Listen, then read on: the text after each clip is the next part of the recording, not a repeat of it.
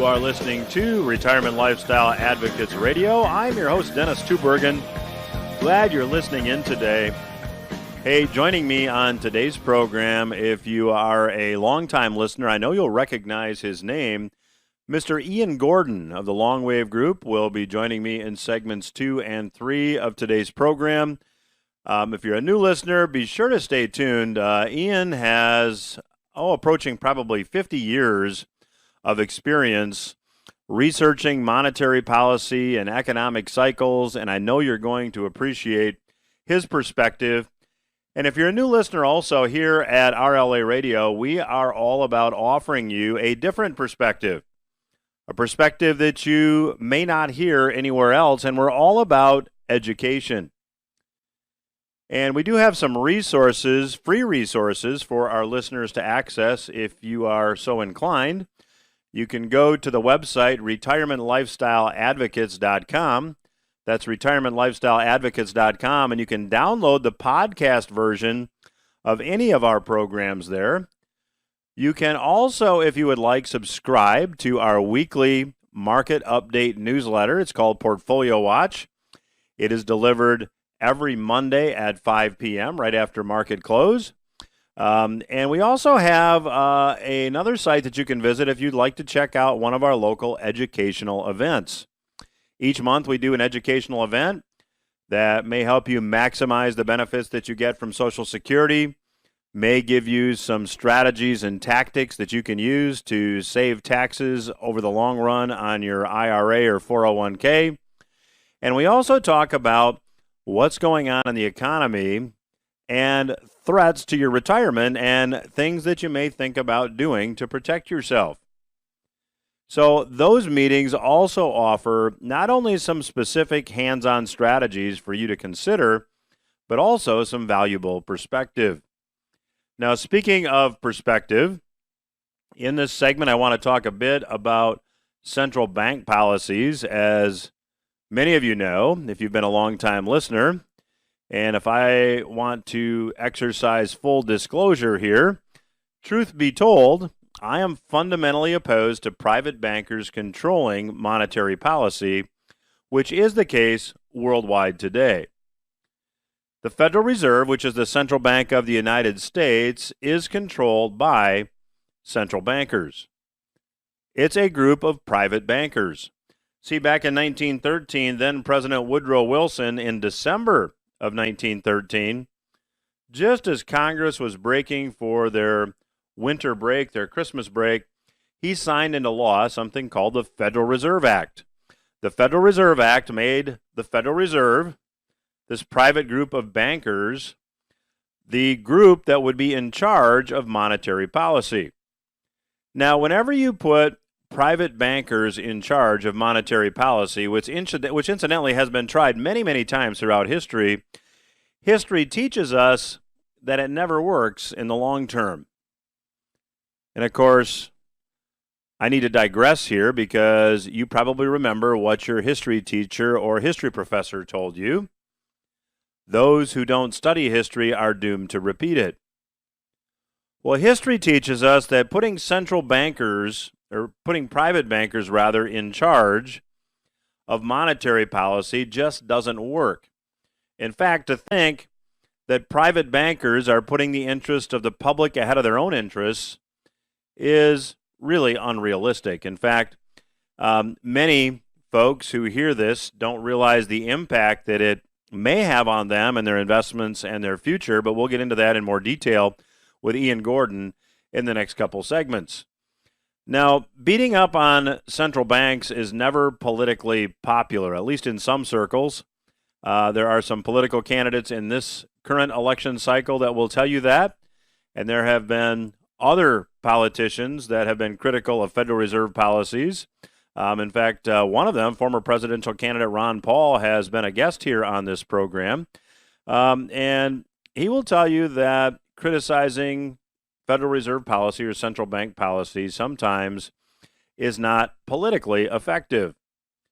Now, to criticize central bankers and be skeptical as to whether or not we want private bankers in control of monetary policy is nothing new. We can go all the way back and look at what Thomas Jefferson had to say about it. Thomas Jefferson understood this well, and he had a lot to say on the topic. In fact, one of his quotes, which is now becoming more famous due to present monetary policy, rings very true. Here is what Mr. Jefferson had to say. If the American people ever allow private bankers to control the issue of their currency, first through inflation, then through deflation, the banks and corporations that will grow up around them will deprive the people of all property until they wake up homeless on the continent their fathers conquered. Then there's this one, also attributable to Mr. Jefferson. He said this, I sincerely believe that banking establishments are more dangerous than standing armies, and that the principle of spending money to be paid by posterity under the name of funding is but swindling futurity on a large scale.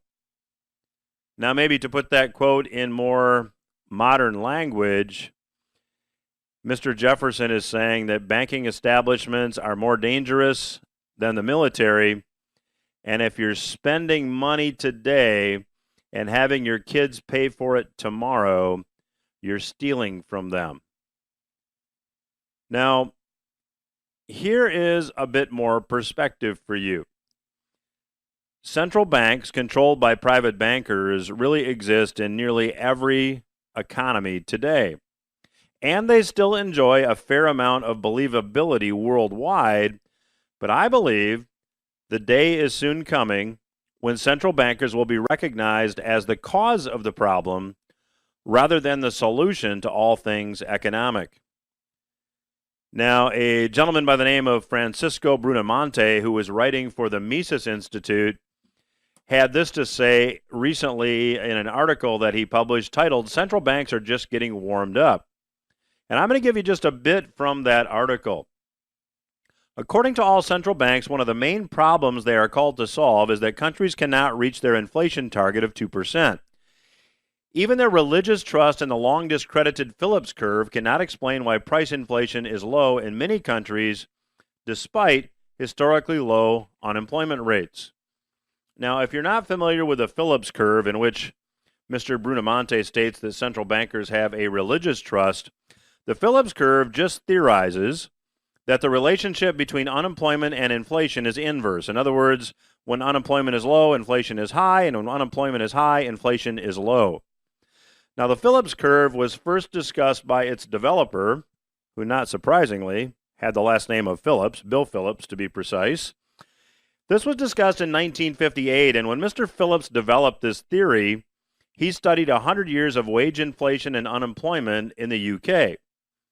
Now, his theory was embraced by some and rejected by others, including Milton Friedman, who was a pretty well-respected economist. Now, Mr. Friedman argued that wages would automatically adjust to the market on an inflation-adjusted basis. And given that the official unemployment rate is very low, as is the official inflation rate, that would seem to make the case for Mr. Friedman's argument. Yet these central bankers embrace this strategy. Now, I'm going to talk more about this in the last segment and what it might mean for you, but here's the bottom line. Whenever money is created, whether you call it quantitative easing or whatever you call it, it's got to go somewhere. History tells us that it goes typically into stocks and now into bonds. If you think about the investments that you have in your IRA or 401k, they're probably stock and bond based. So there's a good chance, in my view, that these assets are overvalued and due for a correction. If you're close to retirement, you want to make sure that you're ready for that. There are resources available at retirementlifestyleadvocates.com for you to check out. You could also check out our events at www.socialsecuritydinner.com. I'll be back with Mr. Ian Gordon.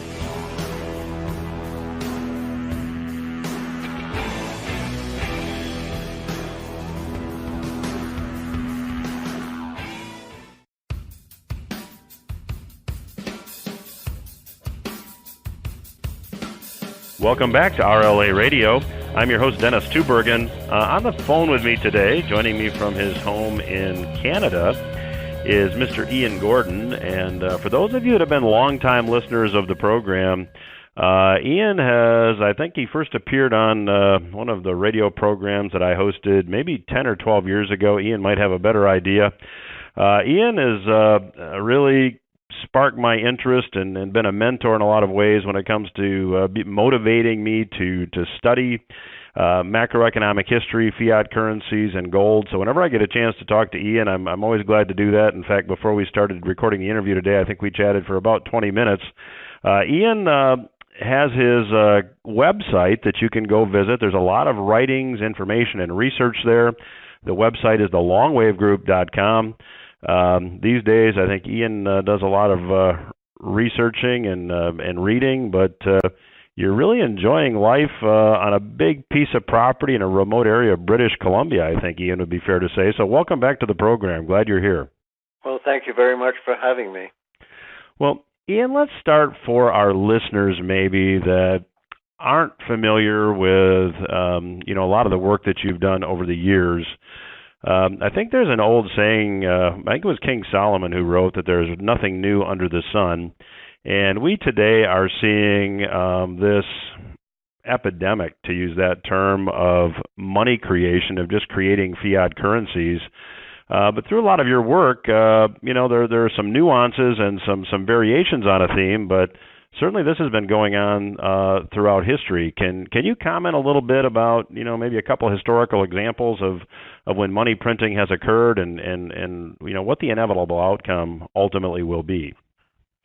Well, I think, for your listeners, it's very important to understand that we're now, in a paper money system where money is created out of nothing, and essentially so that the value of the money is completely is eroding all the time. As more and more of this money is created, the value of the money is actually being eroded. And one of the best ways to measure this, and for a long time when I was writing, I said the most important chart that people could ever look at would be the Dow-Gold ratio chart. And I know now Bill Bonner is talking a lot about the Dow-Gold ratio chart. What this chart is it's the measure of the value of the Dow Jones Industrial Average versus the value of an ounce of gold. And that chart, I basically mapped it into my Longwave work and showed that the value has the ups and downs throughout the Longwave. When paper, the Dow Jones Industrial Averages are the measurement of paper values of stocks versus the gold values. Sometimes the value of stocks is far stronger than the value of gold, and other times during the cycle, the value of gold is far stronger than the value of paper. For instance, if we look at the current Longwave, which I would say, I divided it into the 4 seasons of the year, and the Longwave is about 60, 70 years long. It was initially sort of developed by Nikolai Kondratiev, a Russian economist, in the 1920s, and I effectively used his work and then enlarged on his work to develop my own work on the subject.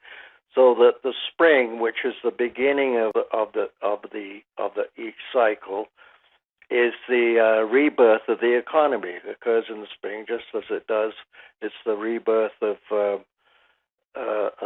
nature, really, in our own world. It happens in the spring. The trees start to bud and flower. The flowers start to produce, and so on. And that's very good for the economy. So that stocks do very well in the spring, and the value of the Dow Jones increases quite dramatically during the spring as the economy performs and grows. Then you come into the summer of the economy, which in our cycle started in 1966. And always has been the inflationary period of the cycle. And therefore, the stocks don't really perform versus inflation. And gold really does perform. So gold goes from $35 an ounce at the beginning of the summer cycle, 1966, to $850 in 1980. And the ratio at the end in 1980, the value of the Dow versus an ounce of gold is actually 1-to-1. So you get an extreme low relationship, gold to stocks. Then in the autumn, that's always the biggest bull market in gold, stocks, and real estate. And that occurred between 1980, 81, and 2000. And the stocks outperformed the Dow. They went from sort of 800 on the Dow all the way up to, I think it was 16,000. But anyway, the ratio, the Dow gold ratio, it takes 44 ounces of gold to buy the Dow in July 1999. And since then, that's been the peak. And since then, gold has been outperforming the stocks. Now, that doesn't mean every day that gold's going to do better than the stock market, but relative. So that today we're at about 16-to-1 from 44-to-1. So we're going down to an extreme low ratio where the gold is going to outperform stocks. So the bear market in stocks that started in 2000 and again in 2007 has been effectively negated by a massive money printing process, that creation of paper money. For instance, in 2008, I think the Federal Reserve created something like $20 trillion to negate the real crisis in the banking system. So we're now going into a period where gold is going to outperform the stock market, and eventually this performance is going to be very evident because stocks are being held at a very high level simply through the money printing process. And when this happens, the stock market will crash like it did after 1929. I could envisage, a 90% drop in stock values as they did between 1929 and 1932. And gold will go to a ratio at least of 1-to-1, and perhaps, I've always said, it may go to 1/4-to-1. So we're going to see the value, a quarter of an ounce of gold will buy the Dow Jones Industrials. It's going to be a very, very extreme low ratio anyway. And gold is the far better place to be in at this period in time in the cycle than in the stock market. Ian, if we go back and study history and take a look, for example, at when Weimar Germany printed money after World War I, when John Law printed money in France in the early 1700s, I mean, aren't we headed for a predictable outcome here? Well, I would say it's certainly predictable, and it's certainly predictable that the money system is going to collapse. Again, if we go back to the Longwave system, whenever you create paper money ad infinitum, which is what is happening at this stage in the cycle, effectively since 1971, when Nixon took the United States off gold. Whenever you create paper money, out of nothing, which is what is happening today. I mean, most people don't realize if you get a mortgage, the bank creates the money to pay that mortgage. There was no money. They just they credit your account with the amount of mortgage that you have to pay the vendor, and that money's being created from nothing. And the same, if you go and get a car loan, the money's created from nothing. It's just added to the money system. And this is what's happening with paper money. And this is what really happened in Germany, so that eventually the German the currencies, effectively, it was something like, and I've got these German marks and so on, that, it was millions of marks issued, and children used them as building blocks for houses and so on, all the money, and they used them because the people were so poor. They used the money to effectively to burn the money. Whatever money got paid, and Germans were paid twice a day. They had to carry the payment back in wheelbarrows because of the massive creation of the German currency. And so we're very close to this period now where the whole money system, the world money system, is going to break down, and with it we're going to have, effectively that means you're going to have a massive inflation occurring because the value of your money is going to be worthless, as it was in Germany. So, and the same, in Venezuela. You look at the stock market. The stock market is, in Venezuelan bolivars has done extremely, is extremely high, but the bolivar is worthless. So it really doesn't matter that the stock market values are high in bolivars. They're not high in dollars, or certainly not high in gold. And Ian, I did a piece a while ago for some clients, and I think these numbers are right, but I'm in the ballpark anyway, so full disclosure here, I haven't researched this before our conversation, but I believe an ounce of gold priced in German marks in 1919 was about 170 marks, and then by November of 1923, when the mark had been devalued by a factor of 29 billion, gold had actually increased priced in German marks by a factor of 87 billion. So you would have actually increased your wealth by 300% during that time frame had you had gold. So there's certainly a lesson there. And would you agree then that tangible assets like gold and silver and maybe some other tangible assets certainly should be part of everybody's portfolio?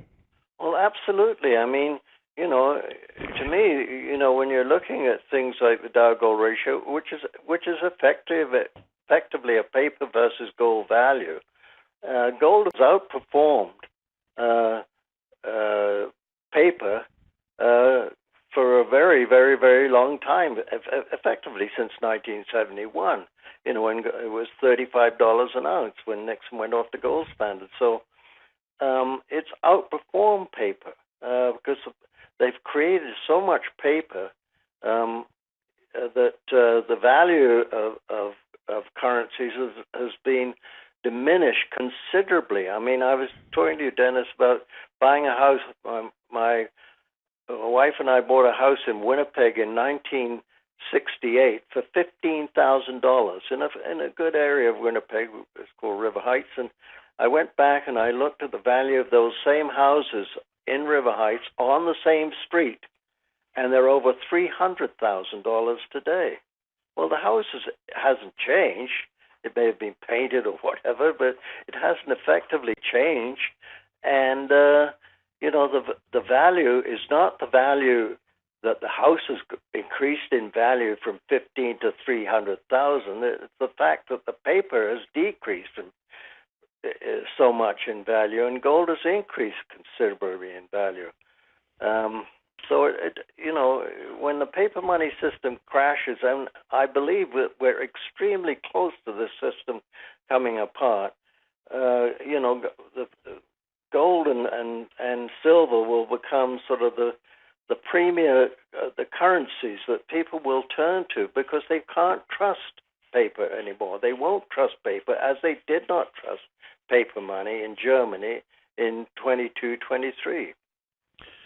Well, the clock tells me that we're going to have to end it there for this segment. My guest today on the program is Mr. Ian Gordon.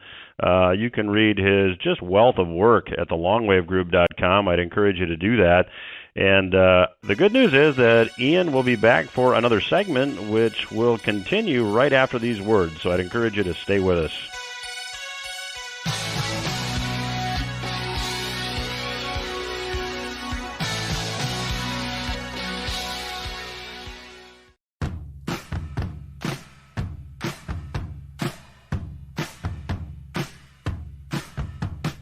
You are listening to RLA Radio. I'm your host, Dennis Tubbergen.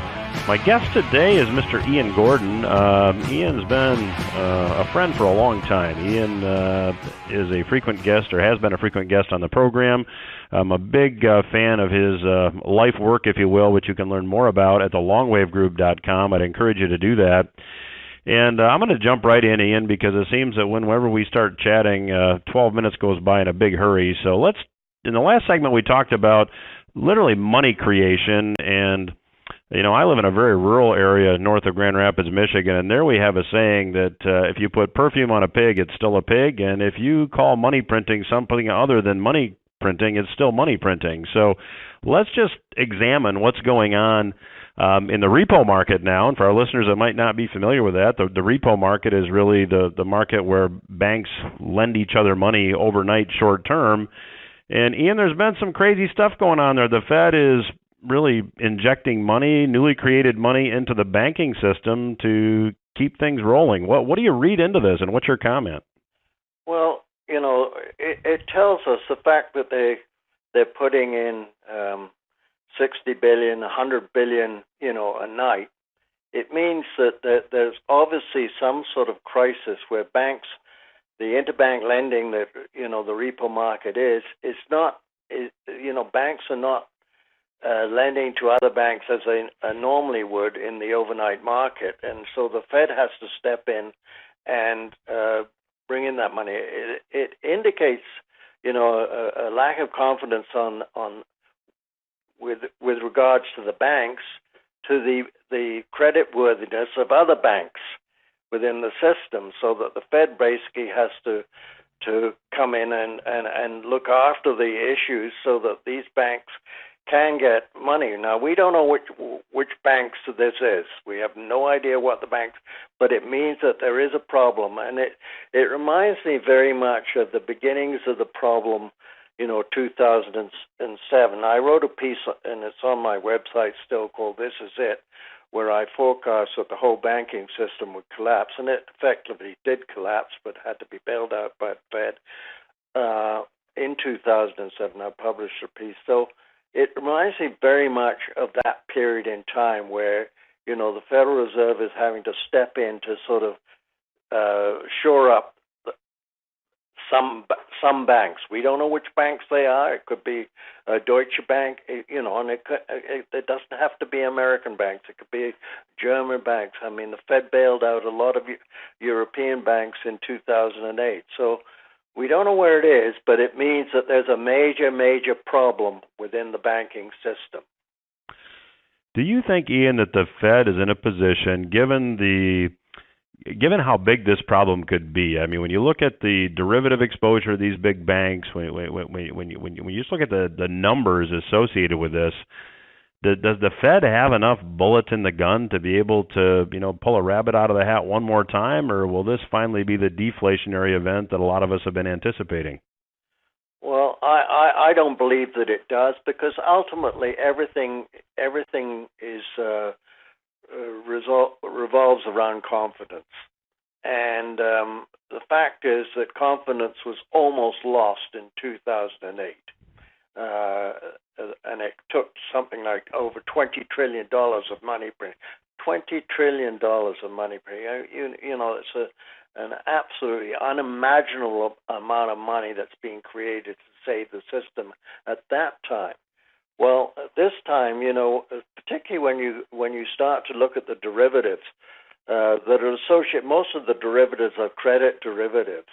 And a derivative is simply, there's a buyer and a seller. So there's one long and one short in the derivatives market. So if one can't basically honor its obligations, it takes down the other. And we're talking multi-trillions of dollars. And most people really don't understand what a trillion is. And I have to admit that I couldn't measure it, but it's so unimaginably large. It wasn't a number until fairly recently, because it was just so big. And the point is that the derivatives market, to try and bail out derivatives, the derivatives exposure, and you can take bank like Deutsche Bank, I think its exposure is something like $40 trillion.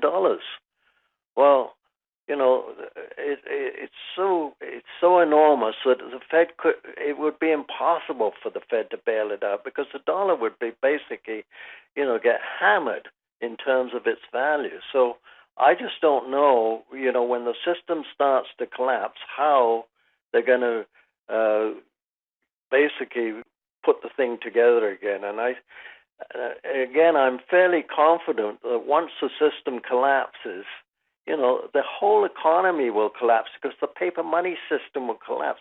People don't realize how serious it's going to be. It means that, everything works on credit in our economy.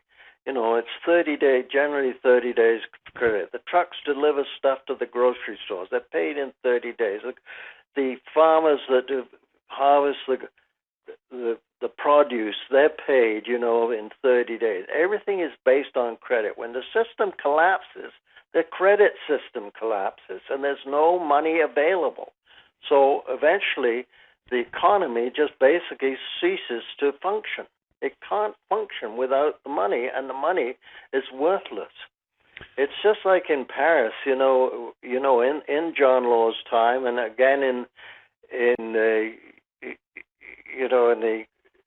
late 1800s, the farmers refused to deliver grain to Paris because they were being paid in paper money, and the value of paper money was worthless. So effectively, people in Paris were starving, and that's really what brought about the French Revolution. And I think it was Marie Antoinette was credited with the thing that, when she was told they couldn't get any bread, the peasants couldn't get bread in Paris, she said, well, let them eat cake. And she suffered the guillotine for that. But the thing is, the whole system, when it collapses, the whole economy will collapse, and the availability of the economy to function will cease to exist. There will be no groceries in grocery stores. There will be no gas in the gas stations. That just won't happen. The whole system is going to fall apart.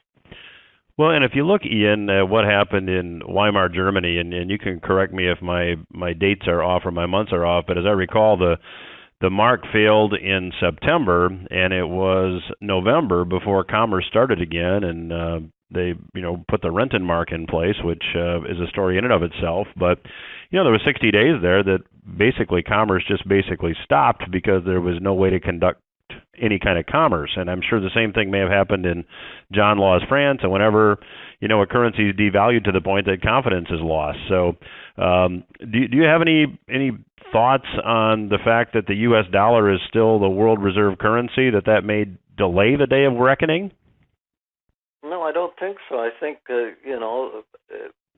fact is that, it's purely a fiat currency. Yes, it is.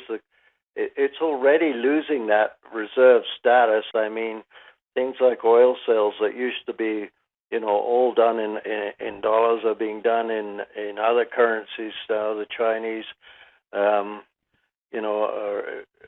forcing people to basically, sell their oil to China in yuan, and Russia and China are doing deals in yuan and rubles, and so slowly the dollar is losing its world reserve status. This is a slow process, but when the system collapses, it becomes a very fast process. There's a great book, by the way, on the Weimar Germany. It's called When Money Fails, and I think the author is Ferguson, so I would encourage people to read that book on Weimar Germany and the failure of the mark at that time. And you can see, when money fails, and this is what we're going to have. When money fails, we are going to see the failure of the paper money system worldwide. And Russia and China are preparing for that failure by accumulating oodles of gold. Well, Ian, and whenever you look at these economic cycles that you outlined in the first segment, there's really kind of an associated currency cycle where, currency and money start out as being the same thing, where we're actually using gold and silver as money. But then, as time evolves and, we have a pure fiat currency, whether we're talking about the Roman Empire or John Law's France or Weimar Germany, we see, too much of these currencies being created, and then we have these inevitable economic consequences. And it seems like whenever a currency fails, we go back to some type of a gold-based or precious metals-based system. Do you see that happening again? Absolutely. I mean, the paper money system will fail. As I just said, I think China and Russia are already preparing for that, for a gold-backed system. China doesn't tries to hide the amount of gold that it owns, but it's long been, by people far smarter than I am, have indicated that China has at least 20,000 tons of gold, the Chinese government, and the Chinese people have about 12,000 tons of gold.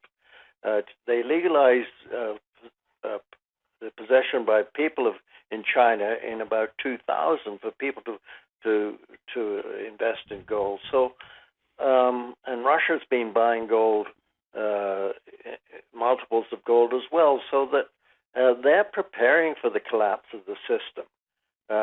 We don't know. The United States purports to have 8,300 tons of gold, but I doubt that that's true. And so it's very difficult to know that when the system collapses, how the United States, how the dollar is going to be backed by gold. But China and Russia will back their currencies with gold. Ian, very quickly in the time we have left, do you have an opinion on cryptocurrencies? Do you see cryptocurrencies fading, and we're going to be talking about cryptocurrencies like we're reminiscing about a lot of the car companies that failed in the 1920s, or do you think moving ahead cryptocurrencies will have some legitimate place in the economy and in currencies?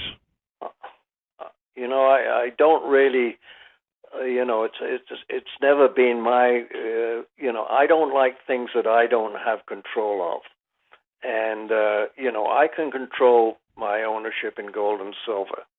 I don't have to, and I do control my ownership in gold and silver. But, I don't, in a cryptocurrency, you don't really have control. It's out there in the ether, the control of it. So I'm not, a great fan of cryptocurrencies, and I really don't believe that they are going to be, are going to be the sort of the mainstay or have any sort of important backing in a monetary system. I really just I can't see it happening. Well, our guest today has been Mr. Ian Gordon. Ian's website is thelongwavegroup.com. There's a wealth of information there and many years of work and research. I would encourage you to check it out. Ian, always a pleasure to catch up with you. I sure appreciate you joining us today, and would love to have you back down the road. Well, thank you very much for having me, Dennis. We will be back after these words.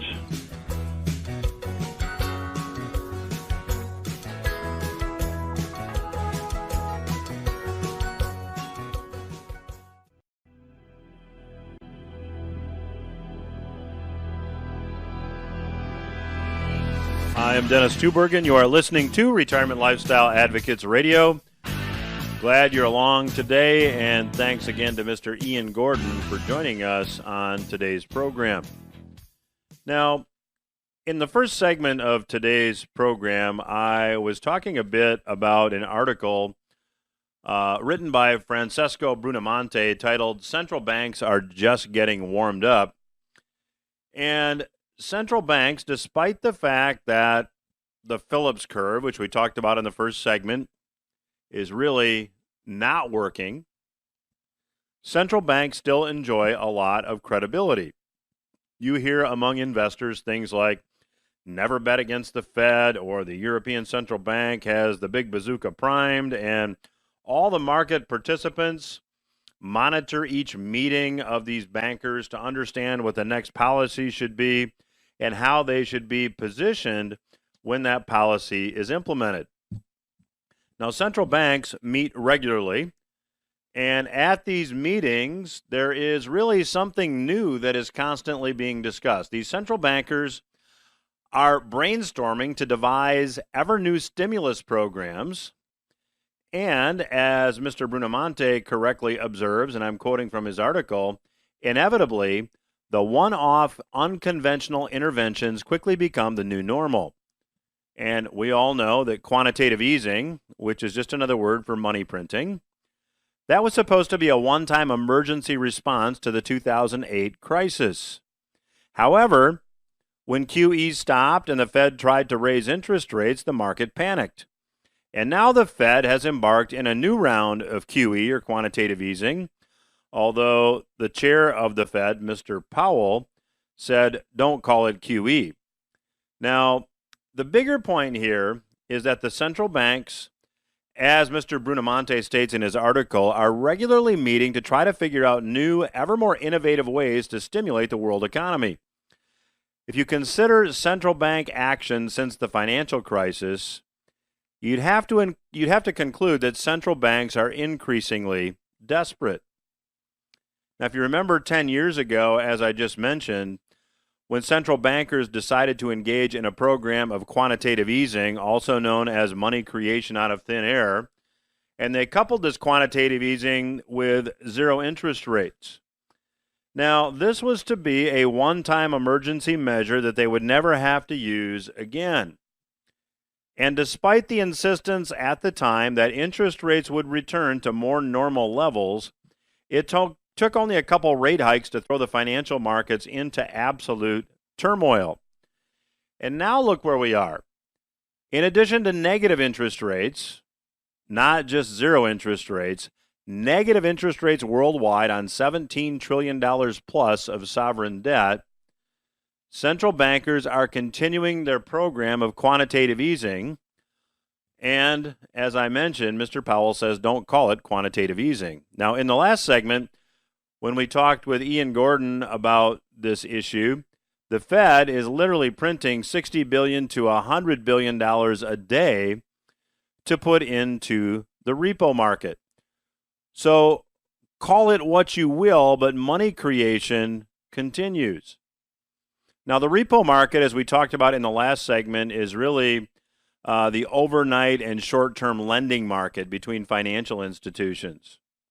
And this market actually has had some issues in that some of the interest rates overnight have jumped from 2% to 10% simply because some of the banks potentially don't trust loaning money to other banks.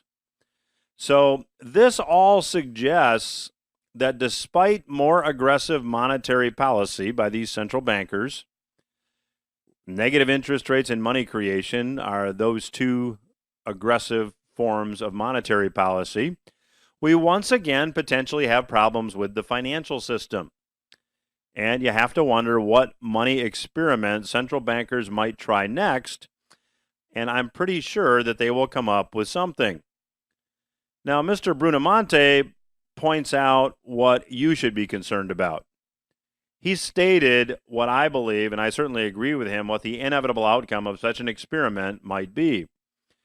He said there is today a veritable alphabet soup of monetary policy tools, and he names them, and the result is that no asset class is free of distortion. Let me translate that for you. When no asset class is free of distortion, what Mr. Brunamonte is saying is that it creates bubbles. In his piece, he says this, and I quote, "Chief among these problems are a general hunt for yield in all markets, setting in motion boom and bust cycles, and the inability for pension funds to provide savers with long-term real return to support retirement and future consumption. Far from being problems confined to banks and the ultra-rich, this diverts resources from savers and wealth generators to the politically connected." Now, the reason I bring this up on today's program is simply this. You need to be aware that the behavior of central bankers is not likely to change. History teaches us that it's not likely to change. We are likely going to continue to deal with boom and bust cycles, with each bust making the last bust look light. This means that if central bankers are not likely to change their behavior, you may want to think about changing your investment behavior. I would suggest that you have to have a deflation hedge, stable assets to protect you from boom and bust cycles, and an inflation hedge to protect you from the continuing diminished purchasing power of your savings. And to that end, there's a couple resources that I will draw your attention to. You can go to retirementlifestyleadvocates.com, and on that website, you can download any podcast of this program that you'd like. You can also get a free subscription to our weekly newsletter titled Portfolio Watch, where we keep you apprised as to what our perspective is as to what's going on in the economy and in the financial markets. And you can also go to socialsecuritydinner.com, and that site is a little bit misleading in that we not only talk about maximizing Social Security, but also these issues of protecting yourself as well as saving taxes. Information on our upcoming meetings at socialsecuritydinner.com. Thanks for tuning in today. I'll be back again next week.